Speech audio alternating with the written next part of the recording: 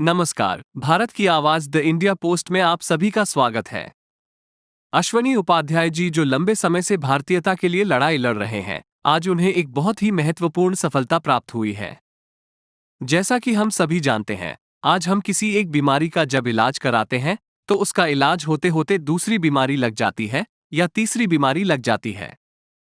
इसी समस्या को लेकर अश्वनी उपाध्याय जी ने माननीय सुप्रीम कोर्ट में एक याचिका दायर की थी। आज उसी पर सुनवाई हुई और कार्रवाई हुई है। चलिए हम सुनते हैं अश्विनी उपाध्याय जी को कि किस प्रकार से वो भारतीयता के लिए लड़ रहे हैं और आज उनकी जो जीत हुई है उसे वो एक्सप्लेन करेंगे। भारत में इंटीग्रेटेड हेल्थ केयर सिस्टम को लागू करने की मेरी मांग वाली पीआईएल पे आज कोर्ट में सुनवाई हुई है। मेरी पीआईएल के बाद नीति आयोग ने एक 20 मेंबर की कमेटी बना दिया है जो भारत में इंटीग्रेटेड हेल्थ केयर लागू करने पे अपना एक मसौदा तैयार कर रहे हैं। हमने कोर्ट से यही कहा है कि जो विदेशी चिकित्सा व्यवस्था है, इसमें एक बीमारी का इलाज करने पे 2 बीमारी और बोनस में मिल जाती है। इलाज कराते हैं डायबिटीज की और दवा खाते खाते बाद में किडनी और खराब हो जाती है। जबकि जो भारतीय चिकित्सा व्यवस्था है, इसमें एक बीमारी का इलाज कराते हैं तो 3 बीमारियां बोनस में अपने आप ठीक हो जाती हैं।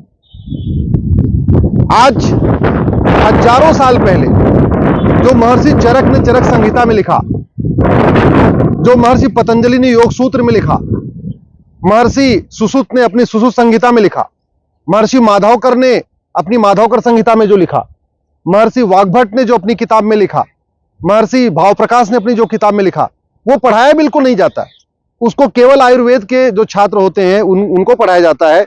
एमबीबीएस करने वालों को, बीएचएमएस करने वालों को या बाकी कोर्स करने वालों को न सुश्रुत संहिता पढ़ाई जाती है, न चरक संहिता पढ़ाई जाती है, न योग सूत्र पतंजलि का पढ़ाया जाता है, न सारंगधर संहिता पढ़ाई जाती है, न भावप्रकाश संहिता पढ़ाई जाती है, न माधवकर संहिता पढ़ाई जाती है। इसीलिए इतनी सारी बीमारियां चल रही हैं। बीमारियों का परमानेंट इलाज नहीं हो रहा है। हॉस्पिटल में भीड़ बढ़ी हुई है। लाखों करोड़ रुपए टैक्स पेयर का पैसा हेल्थ के ऊपर जा रहा है, इसके बावजूद बीमारियां कम नहीं हो रही हैं। इसलिए भारत में एक इंटीग्रेटेड हेल्थ केयर सिस्टम लागू किया जाए। हमारा यह कहना है कि जिन बीमारियों का इलाज योग प्राणायाम से ठीक हो सकता है, जिन बीमारियों का इलाज केवल मेडिटेशन से ठीक हो सकता है, जिन बीमारियों का इलाज नेचुरोपैथिक तरीके से ठीक हो सकता है, उसके लिए ऑपरेशन कराने की क्या जरूरत है? उसके लिए महंगे महंगे इंजेक्शन लेने की क्या जरूरत है? कोर्ट ने सुनने के बाद स्वास्थ्य मंत्रालय को, केंद्र सरकार के आयुष मंत्रालय को, केंद्र सरकार के वित्त मंत्रालय को नोटिस जारी किया है। महर्षि जो योग सूत्र है पतंजलि का, उसमें इतनी बढ़िया बढ़िया चीजें लिखी हुई हैं बीमारी ठीक करने का।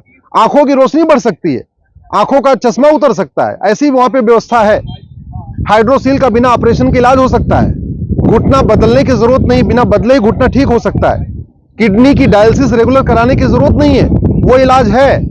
ऐसी बहुत सारी असाध्य बीमारियां जिनके लिए 10 लाख 15 लाख रुपए खर्च होते हैं बड़े बड़े हॉस्पिटल में, उन सारी बीमारियों का इलाज कुछ हजार में हो सकता है भारतीय चिकित्सा के जरिए।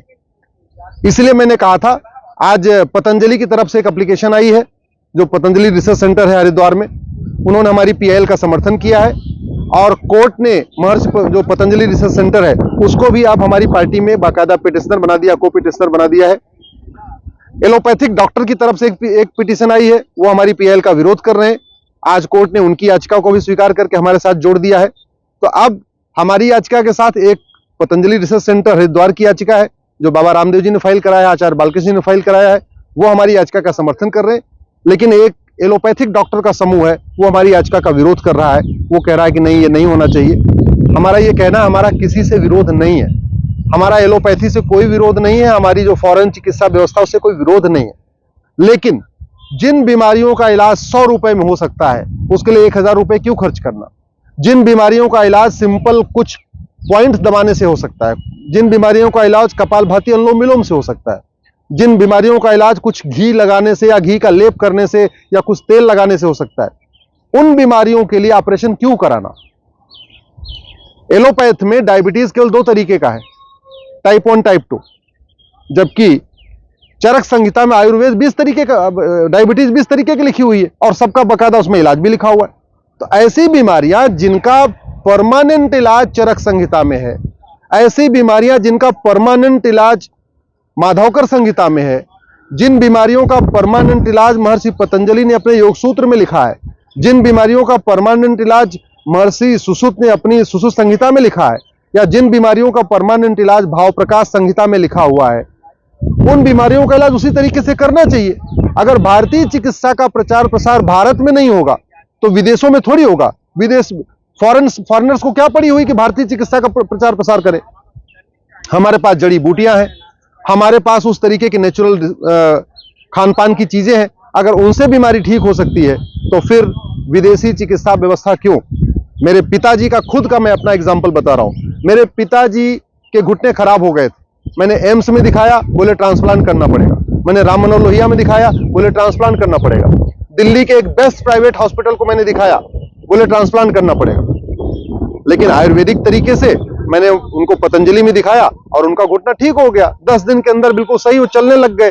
जबकि पिताजी काफी बुजुर्ग हो चुके हैं, पहले बिल्कुल खड़े नहीं हो पा रहे थे, उनको लगातार पेन बना हुआ था। अभी बिल्कुल खेतों में भी जाते हैं, आराम से अपना साइकिल भी चलाते हैं, बैठते भी हैं, सारे अपने काम कर ले रहे हैं। इसलिए मेरा ये मानना है, जिन बीमारियों का इलाज आयुर्वेद के जरिए हो सकता है, नेचुरोपैथी के जरिए हो सकता है, योग प्राणायाम के जरिए हो सकता है, उसके लिए केमिकल खाने की जरूरत नहीं है, केमिकल इंजेक्शन शरीर में लगवाने की जरूरत नहीं है।